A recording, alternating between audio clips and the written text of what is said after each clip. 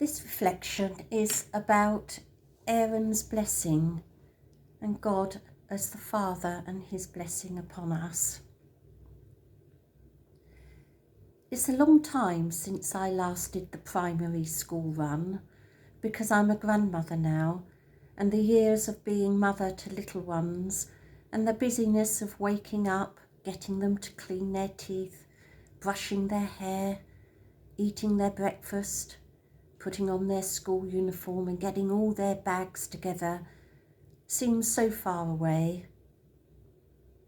But I can remember around 10 months ago, before COVID came upon us, going into the local school here in Kessingland. Myself and volunteers from the church with the children made 160 Christingles to give to the children.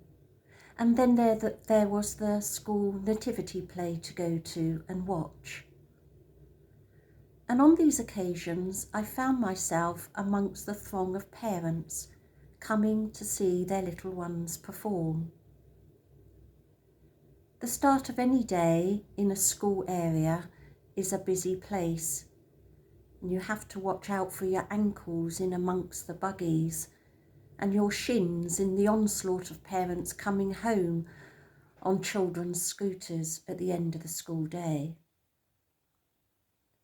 I can recall very well last December. En route to the school, I walked up Wash Lane and came around the corner going into Field Lane, and heading towards me was a young man carrying a baby in a sling across his chest.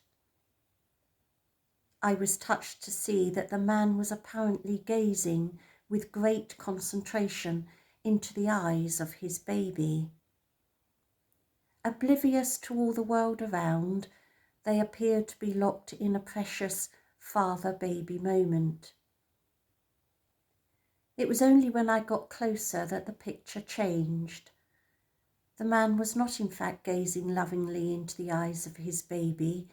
He was concentrating on his mobile phone, checking its messages, I presume, as he held it behind the baby's head.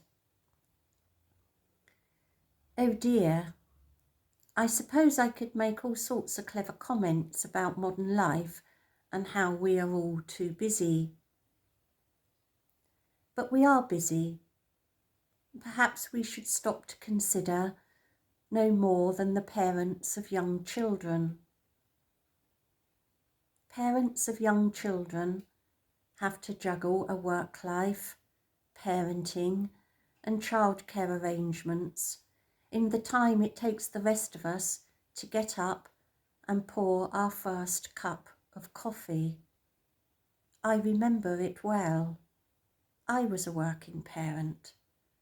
Didn't have mobile phones so freely then, but it was a real struggle first thing in the morning, and as a parent I would do all these things in the time it took somebody else perhaps just to pour their first cup of coffee. If a parent is that busy, I wonder how we might help, show support, and not give in to the first thoughts that enter our mind of how dreadful it is that they are on their phones whilst with their children. I prayed in my mind as I walked past this young man. I prayed that he did get some quality time to gaze into his baby's face. You see, tiny children learn their first lessons about how to read people by those precious face-to-face moments.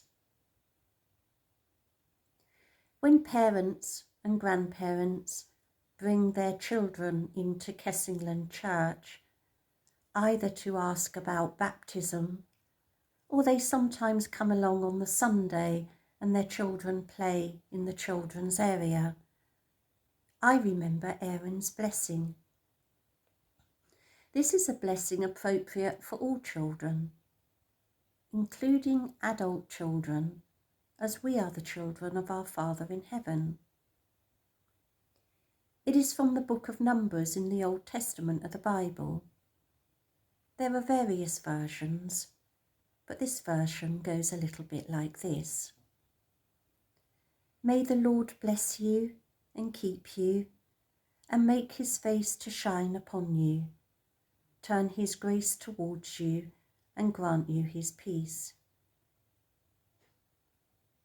It's a lovely picture, isn't it? God bringing his face close to us as if looking at a baby, either in a sling across your chest or in a pram, giving us the chance to read his face like that of our parent, our Father. Whatever your day holds today, even if you're listening to the radio whilst doing half a dozen other things, I offer you that blessing today from the book of Numbers, Aaron's blessing. May the Lord bless you and keep you.